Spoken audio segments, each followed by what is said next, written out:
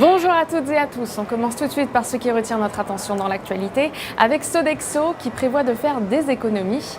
Le groupe a relevé la limite des coûts exceptionnels prévus dans le cadre de son programme d'adaptation et de simplification à 245 millions d'euros au lieu des 200 millions d'euros annoncés précédemment. Le plan a été clôturé comme prévu à la fin du premier semestre de l'année 2016-2017. Il devrait générer des économies annuelles sur l'exercice 2017-2018 correspondant à environ 90% des coûts exceptionnels enregistrés. Les analystes de l'UPSA sont haussiers sur la valeur et visent des cibles à 107,90 € et 111,15 €. Dans l'actualité également, on s'intéresse à Alstom. Alstom qui a été officiellement notifié de la commande de 15 rames de TGV Euroduplex Océane pour un montant de plus de 400 millions d'euros. Les 15 rames seront mises en place en 2019 et 2020 pour la desserte Paris-Bordeaux. Elles remplaceront des rames plus anciennes, certaines qui datent depuis plus de 35 ans. Cette commande complète celle des 40 TGV signés avec la SNCF en septembre 2013, d'ores et déjà en cours de livraison. Les analystes de l'UPSA sont baissiers sur la valeur et visent des cibles à 24,40 € et 23,60 €. En ce qui concerne la stratégie du jour, à présent, nous nous intéressons à Essilor.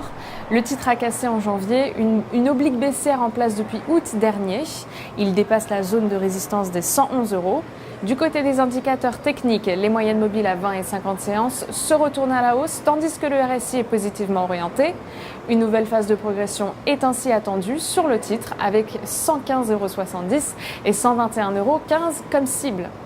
Pour appliquer cette stratégie, on peut se porter à l'achat sur le Varencol D891T émis par Unicredit, de prix d'exercice à 120 € et de date de maturité située au 13 septembre 2017. Coup de projecteur aujourd'hui sur l'indice allemand DAX 30. L'indice s'est affranchi de la résistance à 11 900 points et reste supporté par ses moyennes mobiles à 20 et 50 séances qui maintiennent une dynamique positive sur l'indice. L'indicateur RSI est en base journalière, haussier et ne se situe pas en zone de surachat.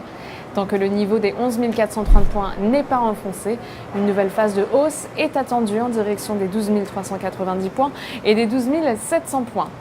Nous vous conseillons ainsi l'achat du certificat Leverage DAX DXL 5T émis par Unicredit, de maturité au 26 octobre 2018 et d'effet de levier 5.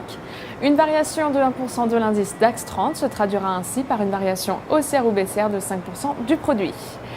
En direct depuis Wall Street, c'est Stéphanie Texier pour Trading Central. À très bientôt.